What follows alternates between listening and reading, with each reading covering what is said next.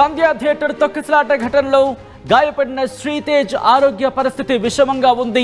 2 రోజులుగా శ్రీతేజ్కు మళ్ళీ oxygen ventilator support అందిస్తున్నట్లు hospital వర్గాలు చెప్పుకొచ్చాయి. ఛాతీ ఎక్స్రేలో ఆర్టీ వైపు మబ్బుగా ఉంది, అంటే మబ్బు పట్టినట్టు కనిపిస్తోంది. దాంతోపాటు ఊపిరితిత్తుల్లో సమస్య ఏర్పడిందంటూ కూడా డాక్టర్లు చెప్పుకొచ్చారు. నాసోగాస్ట్రిక్ ట్యూబ్ ద్వారా ఫీడింగ్ జరుగుతుందంటూ కూడా చెప్పుకొచ్చారు. న్యూరో సిస్టంలో ఎలాంటి స్పందన లేదంటున్నారు డాక్టర్లు. దానికి సంబంధించిన బిగ్ బ్రేకింగ్ న్యూస్ చూస్తున్నారు.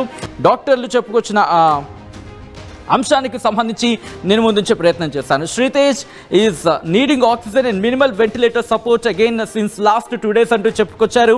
His chest X-ray has shown RT-sided haziness, which has improved after bronchoscopy and suctioning. He is also needing low-dose inotropic support for maintaining circulation since yesterday.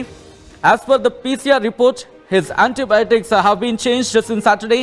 He has not had any fever and he continues to tolerate feeds via nasogastric tube well.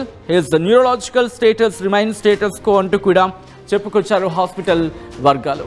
ప్రస్తుతం అతడికి వైద్యం కొనసాగుతోంది. మీరు చూస్తున్నారు, శ్రీతేజ్ వెంటిలేటర్పై తనకి చికిత్స అందించడం జరుగుతోంది. కుటుంబ సభ్యులు వెళ్ళి తన ఆరోగ్య పరిస్థితిని తెలుసుకుంటున్నారు. మరీ ముఖ్యంగా ఇటు ఊపిరితిత్తులు కావచ్చు, లేకపోతే లంగ్స్, అలాగే కిడ్నీస్, వీటికి సంబంధించి ఒక మనిషి కదిలితే చాలా త్వరగా యాక్టివ్గా పనిచేస్తూ ఉంటాయి. అటువంటిది చలనం లేకుండా తనున్నాడు. మరి ముఖ్యంగా బ్రెయిన్కి సంబంధించిన ఇష్యూ కూడా కంటిన్యూ అవుతోంది.